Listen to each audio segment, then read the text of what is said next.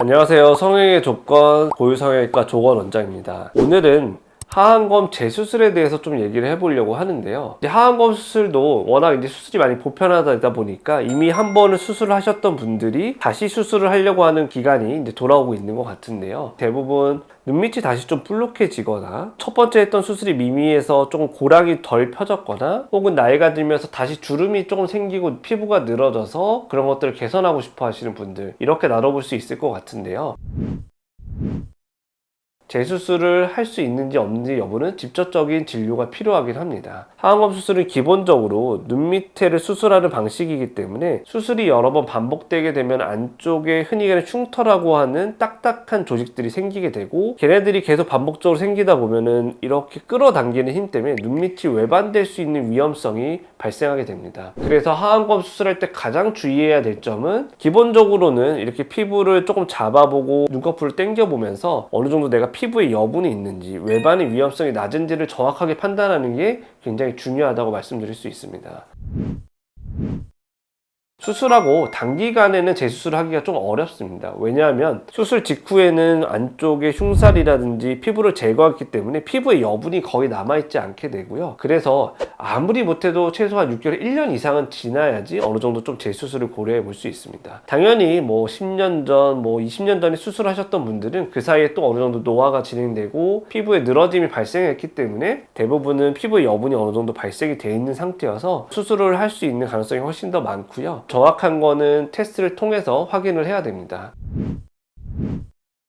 실제로 제가 하안검 재수술을 많이 해드리는데, 수술해서 들어가 보면은 크게 보면 두 가지로 나뉘는 것 같아요. 정말로 처음 했던 수술을 소위 말해서 조금 너무 좀 대충 수술을 해놔서 지방의 처리라든지 눈물고랑의 처리 이런 것들이 잘 안 이루어져 있는 경우들이 많이 있습니다. 근데 이런 경우가 오히려 재수술에 있어서는 오히려 또 좀 고맙고 더 좋은 결과를 만들 수 있는 포인트가 되는데요. 왜냐하면 이런 경우는 한마디로 많이 건드리지 않고 조금 설렁설렁 해놨기 때문에 안쪽에 흉터라든지 조직이 딱딱해져 있거나 흉살이 많이 생겨있지 않아서 오히려 재수술하기 훨씬 수월하고, 수술했을 때 결과도 훨씬 더 좀 좋게 만들 수 있다.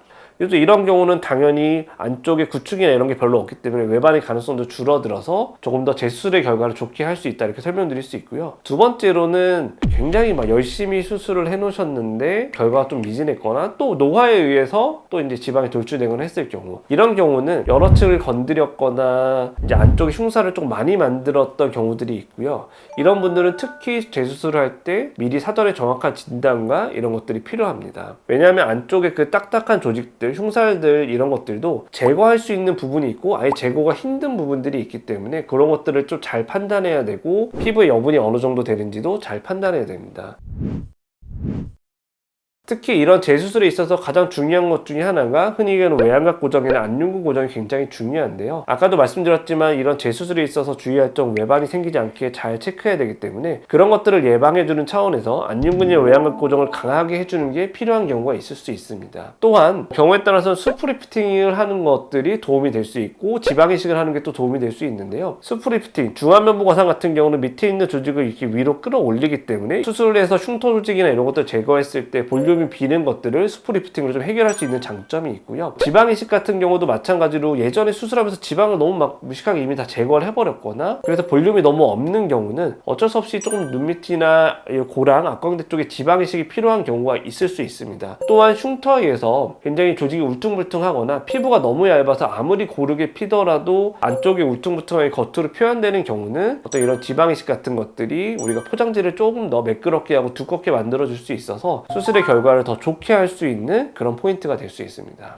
하안검 재수술은 경험이 많은 의사 선생님과 미리 사전에 상담을 충분히 하시고 내가 어떤 상태인지를 정확하게 인지하고 그런 거에 맞춰서 수술 플랜을 세워서 하시는 게 굉장히 중요하다, 이렇게 설명을 드릴 수 있고요. 또 어떤 분들 같은 경우 재수술은 절대 안 된다고 하던데요, 이렇게 말씀을 하시는데 그렇지는 않습니다. 개인의 상태를 잘 체크해보고 피부 절제나 안윤근 고정, 외양각 고정과 수프리프팅 이런 것들을 통해서 설사 피부가 좀 부족하더라도 수술할 수 있는 방법들이 있으니까 너무 고민하지 마시고 전문가와 한번 상담을 받아보시는 게 좋을 것이라고 생각됩니다. 추가로 궁금한 점이 있으시면 댓글을 남겨주시면 답변을 달아드리도록 하겠습니다. 이상 성형의 조건 고유성형외과 조건 원장이었습니다.